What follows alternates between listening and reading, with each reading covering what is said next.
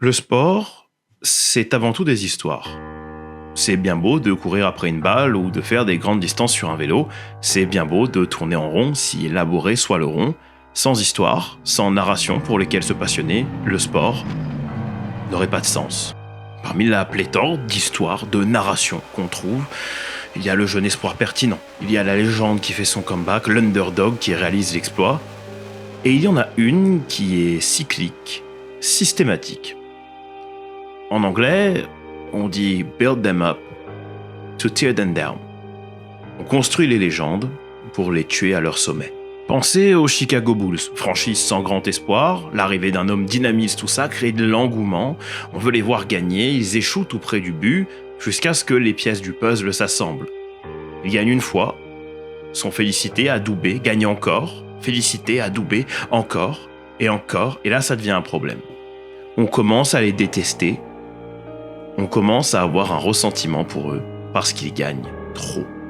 La haine ne s'arrête que quand ils ont suffisamment perdu. Hamilton, Schumacher, Vettel, les exemples ne manquent pas en Formule 1.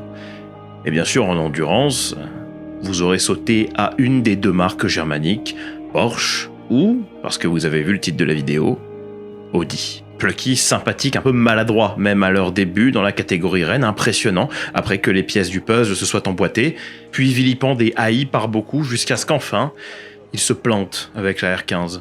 Et si, comme pour ruiner mon intro, ils vont retrouver le succès avec la TDI+, il est rare qu'une fois built up and torn down, ils se remettent à dominer. Mais en 2011, quand Audi revient, ils ont développé quelque chose de nouveau et qui roule fort. Non, je ne parle pas d'une R15 TDI++ comme à Sebring, le règlement LMP1 a encore changé, et Audi, ils ont un chapitre à fermer.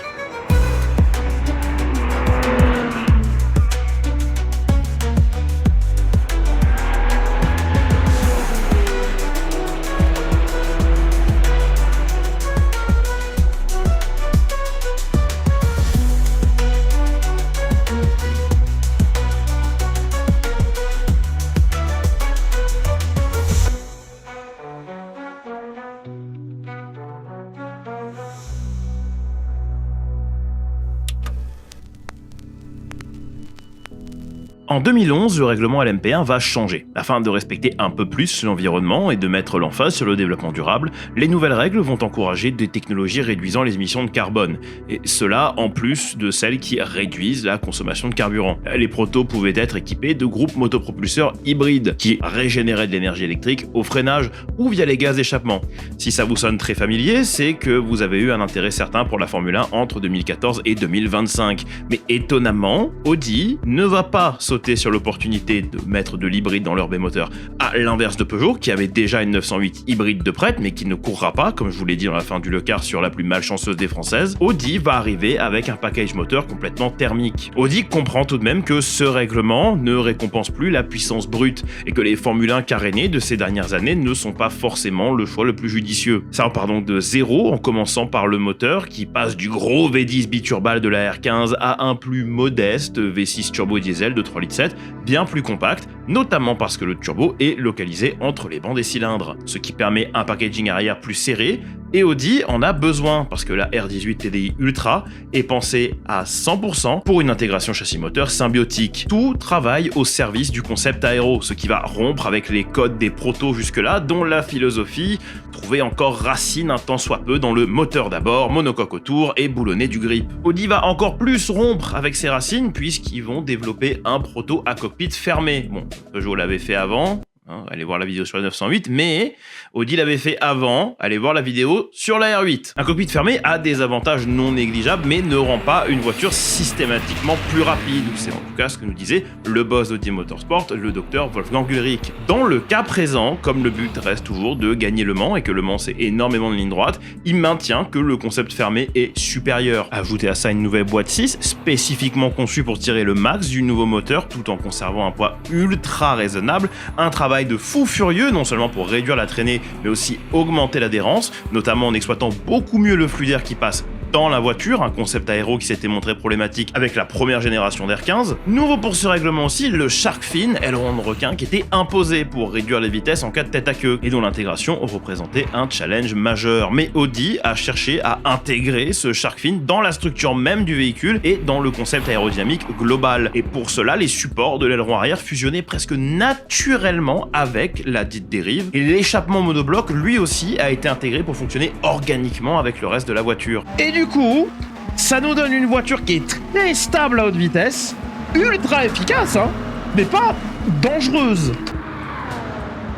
Elle est pas léthargique du tout, loin de là, elle est juste super sereine, elle est facile à emmener où tu veux, parce qu'elle a un train avant qui est giga sécurisant. C'est beaucoup moins agressif, beaucoup moins pointu, beaucoup moins vivant que ce que les pilotes de la 908 pouvaient eux ressentir au volant, mais c'est pas pour autant que la voiture est mauvaise dans les virages lents, parce que justement, même si l'avant est un peu plus paresseux, plutôt l'arrière en fait, quand on y réfléchit bien, une fois qu'elle tourne, c'est millimétré, c'est parfait. Et même pour un gars comme moi qui, 9 fois sur 10, préfère foutre du traction control, même sur des voitures où il n'y en a pas, là ça va. Parce que le V6, il est très présent, il a beaucoup de couple, mais le couple est giga linéaire. Du coup, ça donne une caisse qui est exploitable de fou. Pas que ça change quoi que ce soit, là évidemment, de vous à moi, c'est écrit en description que ces séquences-là sont des mises en scène. Je ne me base jamais sur la conduite virtuelle pour vous parler de la conduite d'un véhicule réel. Je me base pas non plus là-dessus pour parler de son ou quoi que ce soit d'autre. CF la vidéo sur la F333 SP. C'est une mise en scène, c'est un recoupement de tout ce que j'ai pu lire, voir, entendre sur ce qu'a dit des pilotes, sur ce qu'ont dit des ingénieurs sur le comportement naturel de la voiture. Mais je comprends qui va prendre le temps de lire la description quand se plaint dans le commentaire est si rapide. Dommage, parce que la description c'est sur le chemin de la plainte finalement.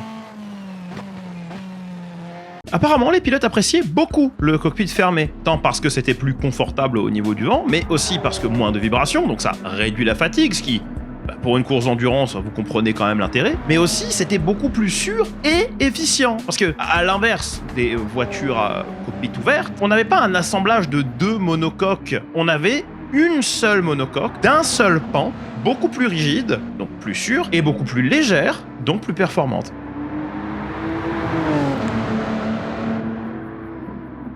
La voiture fera ses premiers tours de roue compétitifs à Spa en 2011 après un programme de test extensif au Paul Ricard, et Audi aurait préféré que ça se passe autrement. Pourtant, les trois voitures sont en pôle, mais c'est parce qu'un lourd crash va red flag la qualif, ce qui met Peugeot d'entrée dans une situation délicate, la marque au Lyon ayant décidé d'attendre le plus longtemps possible pour faire des tours chrono représentatifs. Résultat, seules deux voitures ont eu le temps de faire des tours lancés, et pas des plus glorieux. Un luxe inespéré pour Audi, mais pourtant, dès le début de la course, McNish se sort, et au fur et à mesure que cette dernière se décante, on va se rendre compte que les Peugeot et les Audi ne jouent presque pas dans la même catégorie. Les Audi sont en surconsommation vis-à-vis des simulations, même vis-à-vis des Peugeot, par malchance ou par fatigue, par erreur tout simplement, il va y avoir des contacts qui vont pas jouer en la faveur d'Audi, mais de toute façon, on n'a qu'à regarder les chronos, on n'a qu'à regarder les temps autour, la R18 est plus lente que la 908, et pas qu'un peu. Alors qu'à cela ne tienne, la première fois c'est toujours décevant, mais la prochaine fois, c'est celle qui compte le plus.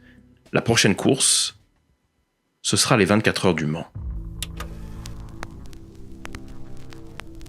Le Mans, le monument, celle qui compte pour la postérité, la plus grande épreuve d'endurance du monde, 14 km en grande partie sur des routes nationales, 2 tours d'horloge et au bout, les premiers à prendre le drapeau à damier sont canonisés dans l'histoire du sport auto. Mais après la débâcle à Spa, Audi est sur la défensive. Oui, la voiture promet, mais au Mans, investir le PIB d'un petit pays ne garantit même pas de finir. Alors une promesse, vous pensez bien. D'entrée, la qualif laisse présager le pire. Audi va endommager 2 voitures, mais à la surprise générale, ils vont bien battre Peugeot en qualification. Et ça alors que l'exercice de la vitesse pure était plutôt l'affaire de la 908 jusque-là. Malgré tout, la firme au Lyon reste favorite, la voiture est tout de même plus connue, plus prouvée, et la pole, en endurance, est rarement synonyme de victoire. D'autant que cette pole-là avait l'air plus accidentelle qu'autre chose.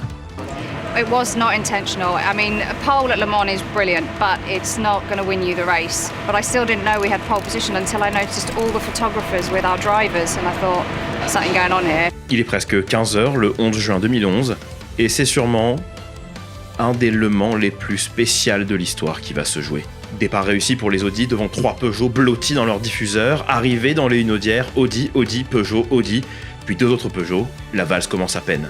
Montagnier et McNish se mettent sur la gueule, le français bloque, il est clair que ce n'est pas juste de la course, il est question de prestige, il est question de fierté, et des moves comme ça sitôt en course, ça annonce la couleur. De Franck à Alan, il faut comprendre, si tu veux passer, faudra le mériter. L'Écossais finira par passer, on est à la fin de la première heure de course, Audi 1, 2 et 3, Peugeot 4, 5 et 6, et puis alors que les regards sont braqués sur la formation Peugeot... Oh, that's McNish! That's Alan McNish! That's a massive chunk there. Traffic. Oh boy, that was that. No. He went for a hole there, boys. That was not there. Look at the spectators. Boy, the camera guy's lucky. God, Look at that Alan's wheel okay. flying. That is a scary scene. En doublant une GT, la numéro 3 entre en collision avec une Ferrari, la voiture traverse le bac à gravier en ne perdant que peu de vitesse et finit au-dessus d'un mur de pneus. Des débris volent dans tous les sens, McNish est sonné mais sain et sauf, la voiture est foutue. Audi n'a plus que 2 voitures en course. 72 minutes sous safety car, Audi se regroupe, se penche sur la strate, et cette dernière sera très simple. On bourre à fond, on donne absolument tout ce qu'on a sur la piste. Ça c'est parce que Peugeot a l'avantage conso, ils peuvent faire un tour de plus qu'Audi sur un plein. Traduction, sur 24 heures si tout va bien, Peugeot pourrait avoir 2 minutes d'avance rien qu'à la conso. La Audi numéro 1 est atteinte d'un problème technique, le nez semble poser problème. Elle rentre au stand, ressort 5e avec Dumas au volant. Ce dernier donne absolument tout, pas un pas de travers sur ses 2 heures de relais. Il remonte en 3e position, juste avant d'entamer les Hunaudières. Une erreur, une glissade. Un rappel que Le Mans ne récompense pas les méritants. Focal sur la Audi numéro 2, l'auteur au volant est en charge, envers et contre tous, la malchance, les Peugeot, les lois de la physique s'il le faut. À la nuit tombée, la numéro 2 a 1 minute d'avance sur la P2. En P3, on retrouve la numéro 1 qui, après son spin à recover avec Rockenfeller au volant, ce dernier, dans la nuit, trouve son rythme, son flow et semble peu à peu ramener le leader. On prend la confiance, ça recommence peut-être à sourire chez Audi, puis Le Mans, après avoir déjà averti cet équipage-là, le rappelle une bonne fois pour toutes. Le Mans ne te doit rien.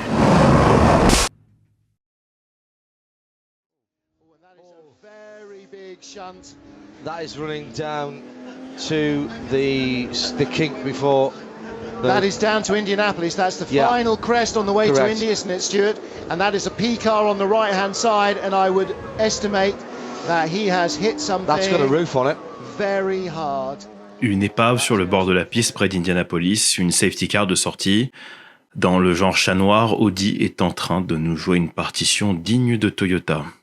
Rockenfeller est entier, sonné, oui, mais entier. Après 2 heures sous safety car, la course reprend. Dans une morosité latente chez Audi comme ailleurs, un sentiment sinistre s'abat. Le spectacle doit continuer, mais Audi n'a plus qu'un soliste, la numéro 2, toujours en tête, pour laquelle c'est tout ou rien. Genot sur la numéro 9 a lâché le frein à main, lui, et avec un petit coup de pouce du destin et un arrêt trop lent pour Audi, va finir par reprendre la tête. À l'aube, la 2 et la 9 sont l'une derrière l'autre, et la Peugeot numéro 7 n'est pas loin non plus. Et elle se verrait bien prendre effectivement la P2 à l'Audi. Le duel est tout simplement fantastique entre Audi et Peugeot. Une intensité rare, les voitures vont s'échanger la tête jusqu'au prochain cycle de pit stop. Audi est loin d'être enterré, l'auteureur met tout ce qu'il a et après un double stint, il cède le volant à Benoît Tréluyer, qui reprend le volant en seconde position, juste derrière Stéphane Sarrazin, qui a un tour de retard, mais va bien jouer un rôle important dans cette histoire, puisque le Français s'intercale devant l'Audi, juste pour lui faire perdre du temps. Et quand dans le rétro de Tréluyer, une autre Peugeot pointe le bout de son nez, il perd patience. Actually, do you know what? You see that from there? That is a brilliant piece of Il repasse devant Sarrazin, le move est limite, le move est décisif. 2 tours plus tard, il est dans les échappements de la Peugeot numéro 9. L'ancien pilote Pescarolo passe son ex-équipier sur l'extérieur, le duel s'engage, et puis derrière, la numéro 7 se sort. Elle repartira, mais pour sûr n'est plus dans le coup. L'Audi ne fait pas de quartier, elle bombarde tour après tour, finira par étendre son avance à 1 minute, quelque chose qui éventuellement se perdra au stand. Et Audi décide de repousser les limites, tant sur les pneus qui feront 5 relais, que sur les pilotes qui feront quasiment 4 heures chacun. Quand Lauterer prend le volant, il est tout aussi efficace que Tréluyer. Si Peugeot s'intercale encore avec la numéro 8 pour faire perdre du temps, la numéro 2 finit par s'en débarrasser à Mulsanne.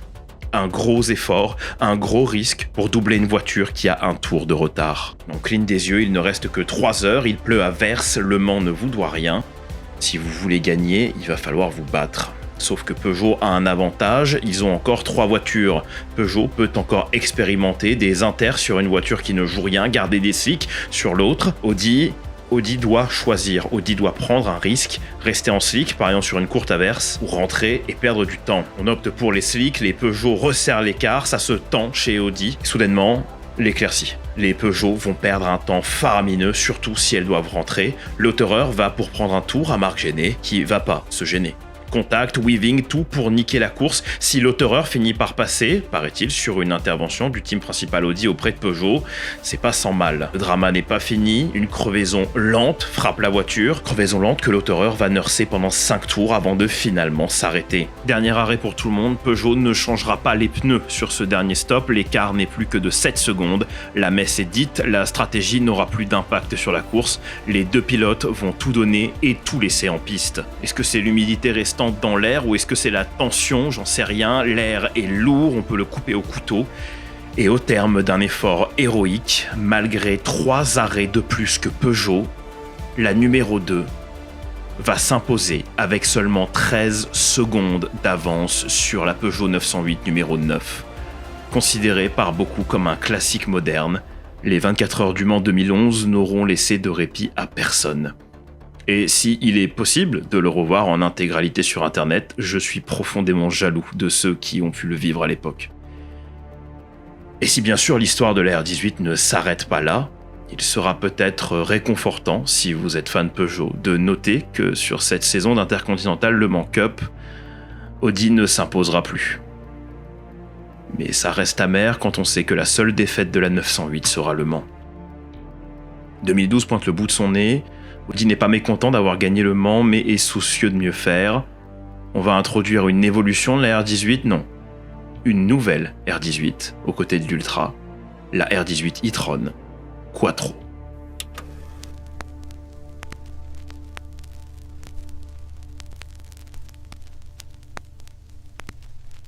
Comme je l'ai vaguement évoqué plus tôt, la voiture était prévue avec l'électrification en tête. Audi savait que Peugeot, initialement, tout du moins, devait débarquer avec une 908 hybride. Audi savait que Toyota allait injecter l'équivalent du PIB des Comores dans un programme LMP1. Et en voyant que la 908 non hybride était vraiment pas loin de claquer le cul de la R18 RP1 au Mans, en sachant que la 908 n'a perdu que cette course-là, Audi avait de quoi s'inquiéter. Et de cette inquiétude naîtra un proto hybride, diesel, et la résurrection d'un nom mythique.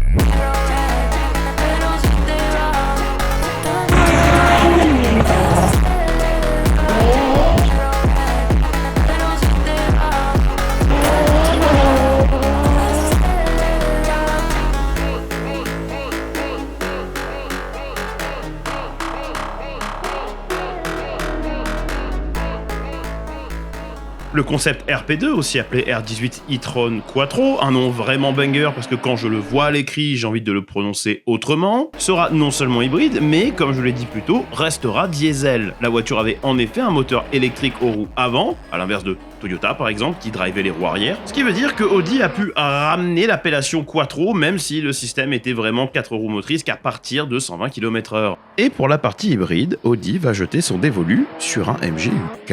Un nom que vous avez peut-être déjà entendu si vous suivez la Formule 1, quelque chose qui peut paraître intimidant vu que c'est un acronyme giga long, mais en fait c'est juste un système qui récupère l'énergie cinétique normalement perdue au freinage. Donc en gros, t'arrives au freinage et tu régénères de l'énergie. Le lien avec la Formule 1 s'arrête pas là, parce que le stockage de cette énergie qu'on laisse généralement à un système solid state était, cette fois-ci, un volant à inertie électromagnétique, un système développé par Williams pour la Formule 1. Même si en définitive, l'écurie britannique n'utilisera jamais ce système-là pour la Formule 1, utilisant des batteries plus classiques. Par contre, chez Porsche, en ALMS et au Nürburgring, une 911 de GT a été outfitée avec le même volant d'inertie hybride. Mais j'en dirai pas plus déjà parce que c'est pas impossible que ce soit un truc qui soit annoncé dans une vidéo plus tard et aussi parce qu'il faut laisser les gens en commentaire voir leur moment. Donc avec son bon gros V6 toujours diesel, toujours de 3,7 litres et son tout nouveau système hybride, la R18 RP2 e-tron Quattro pouvait développer jusqu'à 700 chevaux si roulée sans aucune restriction aucune. Mais c'est pas mal tout, hein, surtout pour finalement on n'était pas dans la même escalade de puissance où aujourd'hui t'as l'impression que tout doit faire 1000 chevaux sinon c'est de la merde. Côté châssis, la monocoque va être revue pour d'une placer le système hybride et de deux corriger les défauts de l'R18 RP1. Non seulement Audi va retravailler la cellule de sécurité pour plus de visibilité, Et bon moi j'en sais rien parce que je joue en pare-choc en général. mais en plus ils vont trouver le moyen de l'alléger de 85 kg et de rendre le châssis plus rigide. Et par-dessus marché, évidemment, parce que sinon c'est pas drôle, le concept aéro a été retravaillé en profondeur. Si la portion technique vous intéresse vraiment beaucoup, et sachant que moi je fais surtout de la vulgarisation, genre je rends les choses faciles à digérer, je vous conseille fortement la chaîne de Sam The Pits, qui est le même Sam Collins que vous avez déjà vu sur F1 TV, ou si vous êtes des vieux de la vieille comme moi sur Nismo TV, à l'époque. Nismo TV qui, le saviez-vous, est devenu source crédible britannique sur YouTube. Voilà, petit fun fact pour vous. Bref, Sam, c'est quelqu'un d'adorable qui a bien voulu que je le cite en source primaire, du coup, pour la partie technique de la vidéo. Vous devriez vous abonner chez lui, parce que... apparemment, le contenu R18, c'est pas fini. Mais je vous ai rien dit, rien du tout. L'e-tron Quattro, donc, fera son grand début, non pas à Sebring, mais aux 6 heures de Spa 2012, contre d'autres R18, des RP1 non hybrides, encore là, et pas grand-chose d'autre. La TSO 30 n'étant pas prête, et la 908 venant de raccrocher les gants. Et absolument pas pour manquer de respect à Rebellion, Straka ou encore Pescarolo, mais ils avaient pas les armes pour aller taper Audi. Étonnamment, c'est tout de même une R18 RP1 qui va s'imposer. La première e-tron Quattro arrivera deuxième et la seconde quatrième. Du coup, dans de telles circonstances, Audi est tout naturellement favorite pour Le Mans. Le Mans 2012, c'est une édition qui est importante pour moi. C'est le retour de Toyota pour la première fois depuis la GT1, une voiture qui est immensément importante pour moi. D'ailleurs, un de ces jours, on fera un remaster sur la GT1 parce que Anthony Drevet l'a carrément recommandé dans son podcast. Et genre, là maintenant, genre, je me fais un cas de conscience du fait que les gens voient une vidéo de 7 minutes et se disent « c'est ça son contenu !» C'est aussi une édition où je vais pour la première fois avoir la Delta Wing, un projet formidable dont on a déjà parlé sur la chaîne. Toute la playlist Le Car à partir de l'épisode sur la 205 T16, c'est des vidéos dont je suis fier, mais celle sur la Delta Wing, c'est peut-être celle dont je suis le plus fier, avec celle sur le Tourist Trophy. Si Audi claque la pole, c'est pas sans mal. Les TSO30 sont pas si rushés ou aussi mal préparés que certains observateurs laissaient à penser. P3 et 5 à 1 seconde. Quand on connaît le peu d'importance que peut avoir une pole au Mans, il y a de quoi rester inquiet. Surtout face aux perfs en ligne droite de la TSO30, qui sont, il n'y a pas d'autre moyen de le dire, supérieure à celle de la R18. Dès le départ, Audi va pas traîner, prendre un avantage conséquent sur les Toyota, mais au fur et à mesure des minutes et heures qui se décantent, on dirait que les pannes accablent la firme allemande. D'abord la 4, puis la 2, ça rentre un peu trop souvent au goût du docteur Ulrich au garage. Mais si tout va bien, Audi va plus loin sur un plein. Toyota use moins ses pneus et léger avantage de rythme pour Audi, même si la VMAX revient toujours à la firme nippone. En gros, il y a match. Parce que les Toyota en piste sont loin de se traîner. Il reste encore 19 heures de course et on a droit à des passes d'armes qu'on verrait même pas dans les derniers tours d'un sprint. Chez Toyota, on pourrait se frotter les mains d'une telle démonstration de force, mais au même moment où la 7 fait son show, on perd la télémétrie de la numéro 8. The 8 car, he's gone and into the barriers. Oh, look at this. Thank you, Liz. Whoa, there he was. As well. Oh my God, he's so lucky. He is and the Ferrari lucky in man. as well. Huge hit for the Ferrari. Hit for the both Ferrari is upside down now. Oh my God. Wow. Safety car has been called. I Everyone can't help fanning it. their own faces here. Let's just calm it down, shall we? We have a safety car, the first here. On ne le sait pas encore, mais le chat noir vient de s'introduire dans les stands Toyota, parce qu'un peu plus tard, Nakajima va sortir la Delta Wing, crever un pneu, et un peu plus tard encore, le moteur de sa Toyota va rendre l'âme. Alors chez Audi, on va recommencer à souffler, même s'il y aura bien d'autres arrêts au stand imprévus, même s'il y a bien quelques petits couacs fiabilité. Pour la firme Alano, la victoire au Mans commence peu à peu à ressembler à un droit constitutionnel. 4h18 au drapeau à damier, les deux e-tron font doubler, les Ultras font 3 et 5, Audi refait le triplé, monopolise les lauriers. C'est bien simple, en 2012, 5 courses sur 8 du championnat sont remportées par une Audi. Et parmi elles, 3 seront remportées par une e-tron Quattro, une RP2. Et si effectivement c'est la numéro 1, donc une hybride qui l'emporte au général, Toyota donne la réplique à Audi avec suffisamment de verve pour une première saison. Le constructeur nippon l'emporte au Brésil, au Japon et en Chine, alors qu'en 2013 arrive, Audi ne veut rien laisser au hasard. Place à la RP3. Qui est en fait une RP2 avec beaucoup d'améliorations. Et là, je vais marquer une mini-pause dans la narration pour expliquer un truc. Une des raisons pour laquelle cette vidéo a été giga longue à sortir, c'est parce que la R18, c'est pas une voiture, c'en est 6. Et c'est pas aussi simple que la R15 qui avait variante TDI+, et TDI++, tu vois. Parce que chaque voiture, en fait, est vraiment profondément différente de l'une à l'autre. Alors que pourtant, la RP1 et la RP2 se ressemblent vraiment très fort. Mais la RP1, elle est full thermique et elle a pas exactement le même châssis, voire même pas du tout le même châssis, même si ça se ressemble, que la RP2. Parce que la RP2, elle, par-dessus le marché, elle est hybride, elle est diesel et elle est 4 roues motrices au-delà d'une certaine vitesse. Et ensuite, par-dessus le marché, il y a la RP3. C'est un rework châssis extensif et le seul point de comparaison que je peux vous donner, c'est à quel point la 9X8 avec aileron et la 9X8 sans aileron sont similaires visuellement, alors qu'elles n'ont quasiment rien au commun, à part, de ce que je me souviens avoir lu, les essuie-glaces. Eh ben RP2, RP3, c'est le même délire. Majorité des changements, on les voit pas. Si vous voulez être encore plus confus face aux nomenclatures, au Mans 2013, pour la journée de test, Audi, qui devait n'entrer que 3 voitures, en a inscrit une 4e, mais que pour le test. Et c'était une RP2, donc une e-tron Quattro, avec des éléments aéros de la RP3, mais qui exploitait un système d'anti-lag à air comprimé qui était à la base prévu pour la RP1 et au final qui sera pas utilisé parce que ça va être banni avant même que la RP1 puisse faire ses premiers tours de roue. Mais comme il y a eu des changements de règles mineurs, c'était peut-être utilisable maintenant. Donc Audi voulait absolument tester le bail. Est-ce que vous comprenez pourquoi cette vidéo elle est en écriture depuis janvier? Il y a encore autre chose qui va distinguer la RP3, c'est son diffuseur soufflé. Diffuseur soufflé, c'est un truc qu'on voyait pas en LMP1 jusque là parce qu'on pensait que le volume de gaz d'échappement qui sortait de la voiture serait pas suffisant pour contribuer de manière tangible. En tout cas, pas comme ce qu'on voyait déjà mondainement en Formule 1. Et oui, le diffuseur soufflé, ça date pas de 2010 avec Newey qui fait des tricks de fifrelin et qui demande à Renault des cartes différentes. Hein. Ah non, non, non. Audi va aussi upgrader le MGUK parce que l'objectif était Le Mans à la base et là-bas ça marchait plutôt bien, mais ils se sont rendus compte que sur des circuits plus flowy, comme au Brésil ou à Shanghai par exemple, ils n'arrivaient à rien. Et en 2013, c'est aussi le glas pour la RP1, c'est fini maintenant, le futur est à l'hybride, donc voilà. Merci pour tout, petit Audi R18 RP1, mais rentre chez ta mère. À Sebring, Audi s'impose largement, mais étonnamment avec une RP2 devant une RP3. Tous les regards seront tournés vers Audi en ouverture de la saison WEC à Silverstone, nouvelle voiture, diffuseur soufflé, meilleur système hybride et Toyota claque la pole. Non mais remets pas la cam sur moi, ils nous ont fouetté le cul.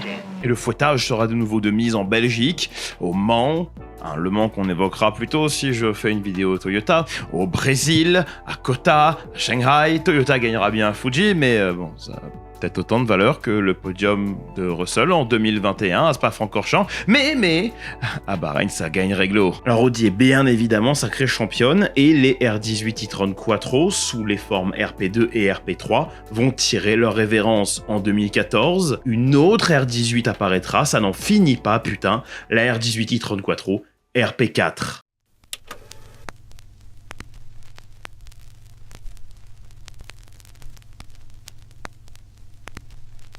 Si les 3 premières R18 sont très similaires visuellement, la RP4, elle rompt complètement avec les codes de la génération précédente. En effet, le règlement LMP1 a encore changé pour les LMP1 hybrides. Lotus n'a pas de souci à se faire.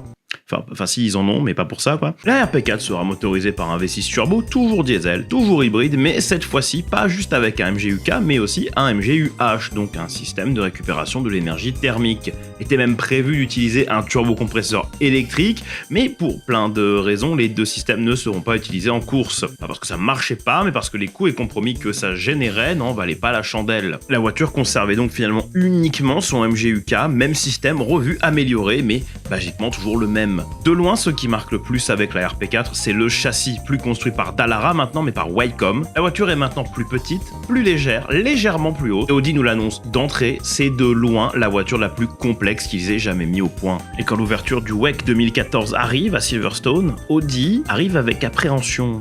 Non seulement Toyota est de retour avec la TSO 40, plus puissante, plus rapide, plus racée, mais la grosse attraction en LMP1, c'est le retour d'un des plus grands blasons en endurance, Porsche, dont la 919 hybride et ses pilotes, au pédigré prestigieux, laissent rêveur. Les qualifications sont très disputées, il n'y a rien entre les deux premiers, et comme le hasard fait bien les choses, il n'y a rien entre les trois manufacturiers. On dirait que je vais vous introduire une bataille titanesque à 3 voix entre les manufacturiers, mais vous pouvez ranger le popcorn. Audi va double DNF à Silverstone, sauver à peine un podium à Spa, rien de bon en amont des 24 heures du Mans. Et pourtant au Mans justement, Audi a l'air au top de sa forme. Une Porsche est en retrait, la 919 a des problèmes de jeunesse, il semble que ce soit entre Toyota et Audi, jusqu'à ce que la pluie envoie la numéro 8 dans le décor, elle repartira. Mais comme Le Mans doit toujours rien à personne, il a décidé d'enlever la numéro 3 pour de bon. Faut pas vous en faire, le chat noir est bien calé dans les box Toyota, la 7 va DNF sur panne électrique, et au terme d'une course marquée par un manque de fiabilité tant chez Porsche, Audi ou Toyota, c'est bien Audi qui l'emporte. Le trio Lauterer, Fassler, Tréluyer sur la numéro 2 accrochent leur 3e victoire au Mans. À Cota, les Audi et les Porsche laissent à penser que Le Mans était un tournant du championnat, la bataille est belle, ou en tout cas elle l'est jusqu'à ce que la pluie s'en mêle. Après un red flag, la course reprendra. Audi l'emportera, c'est encore la numéro 2 qui prime devant la numéro 1. La numéro 8 de chez Toyota pointe 3e, on se demande si ce n'est pas le retour de la domination Audi. Des questions commencent à être posées. Et puis à Fuji, plus personne pose de questions.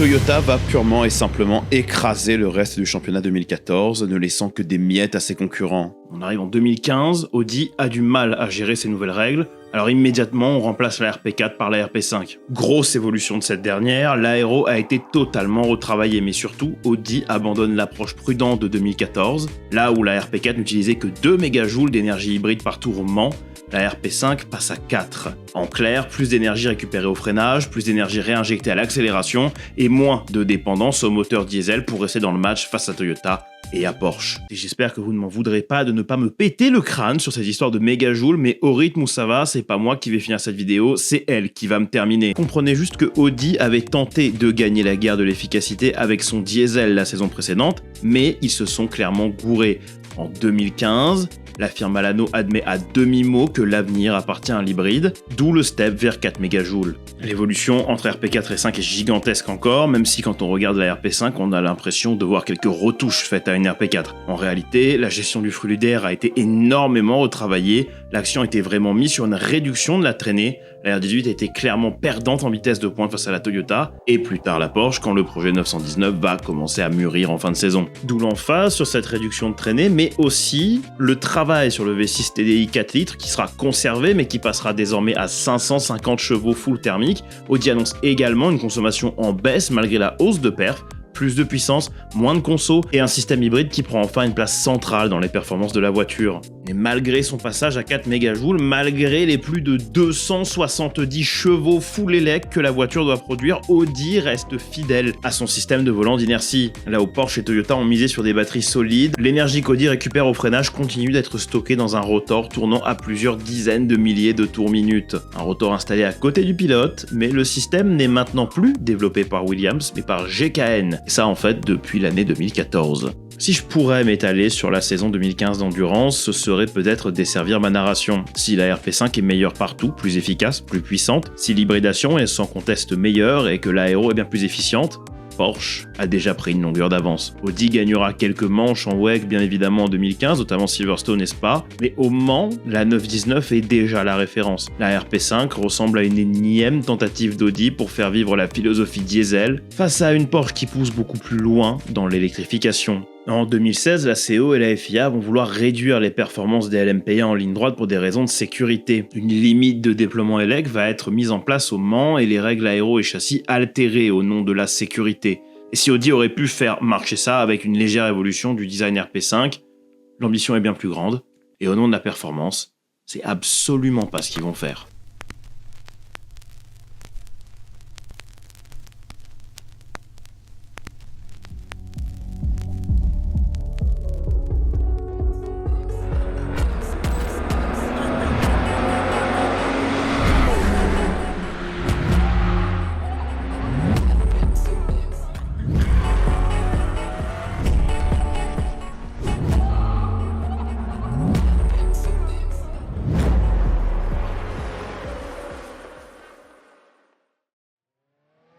La R18 RP6, juste R18, ce coup-ci pas d'e-tron, pas de quattro, juste R18, elle a, c'est une opinion que vous êtes libre de ne pas partager, mais vous auriez tort, une gueule incroyable.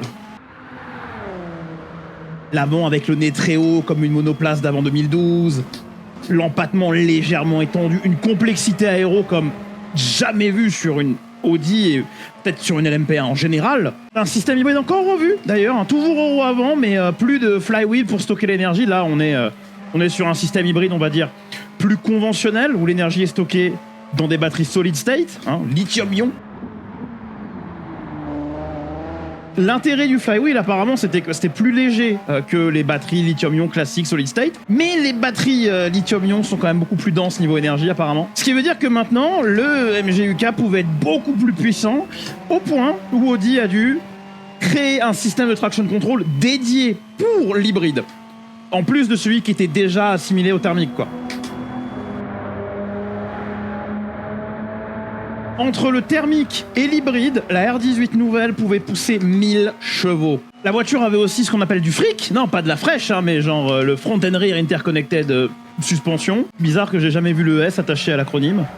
Mais en gros, ce que ça veut dire, c'est que la suspension avant et arrière est liée pour que la voiture garde le plus possible une assiette stable. Et ça peu importe la charge en virage, sur des bosses, etc.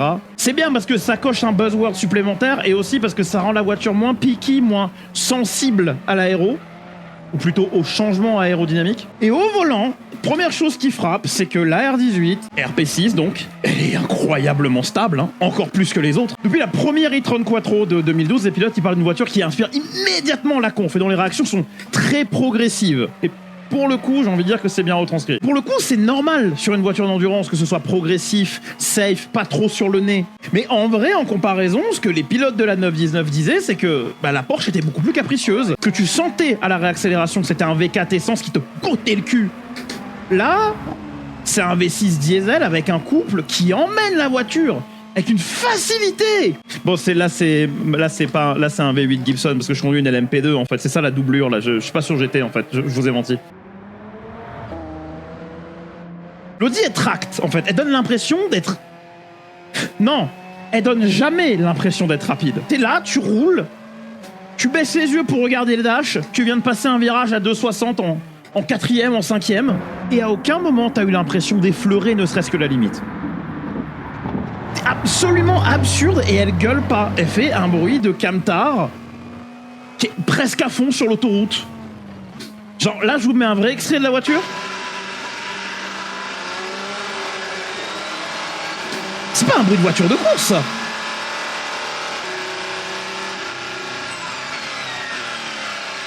La R18 est absolument pas la LMP1 hybride la plus joueuse, la plus vénère, la plus agile, mais c'est sûrement la plus rassurante. Parce que là où Porsche impressionne justement parce que la voiture est agressive, parce que la voiture est sur le nez, Audi impressionne par facilité. Elle est tellement stable qu'on finit par oublier la vitesse où on roule, qu'elle rend confortable le fait d'être à 310, tu vois.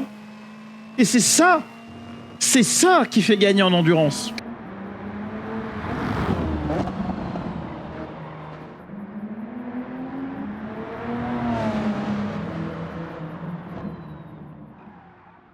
Et avec tout ça, vous vous dites qu'ils ont dû tout niquer cette saison.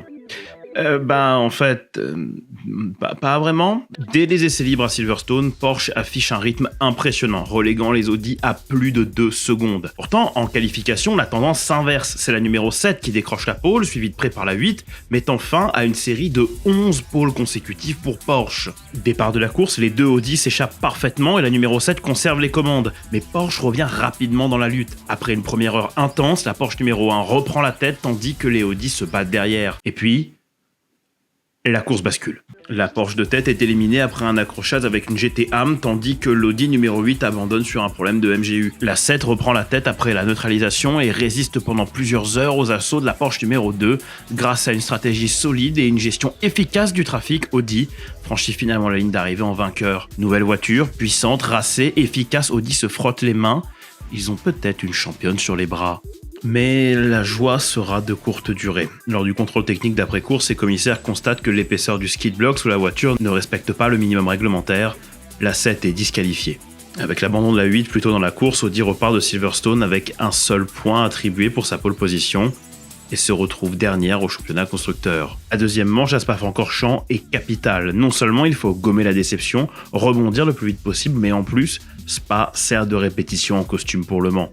Et c'est pas juste une jolie manière de tourner ma phrase. Non seulement c'est la dernière avant Le Mans, mais Audi testera grandeur nature le package aéro qu'ils utiliseront à la Sarthe. Et dès les essais libres, Audi peine à suivre le rythme. Lors de la première séance, les R18 terminent 4e et 6e. La numéro 7 étant la meilleure des deux, mais déjà reléguée à près de 2 secondes de la Porsche de tête. Les qualifications confirment la tendance. Porsche monopolise la première ligne. Les Audi doivent se contenter des 4e et 6e places sur la grille. Le départ est donné, les deux Porsche s'échappent immédiatement, mais la numéro 2 est rapidement ralentie par des problèmes de système hybride. Audi n'en espérait pas tant, la numéro 8 récupère la seconde place et la course va continuer de lui sourire. La Porsche de tête est victime de 2 crevaisons permettant à l'Audi de rester en 2e position alors que la Toyota numéro 5 l'avait doublé plus tôt. L'Audi n'a pas le rythme de la Toyota, la cause paraît entendue et puis alors qu'il reste 1 heure de course, la Toyota casse. La numéro 8 prend la tête et ne la quittera pas. Pour la 7 par contre, entre un diffuseur cassé sur un vibreur et des problèmes de refroidissement, la journée est à oublier. Elle finira 5e à 5 tours. Si la victoire relance Audi au championnat, en partie grâce au déboire des concurrents, la sérénité n'est pas de mise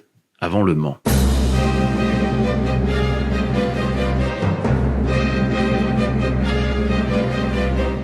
The race will start now behind the safety car. Safety car's gone, and it's the Porsches that will pick this up to begin.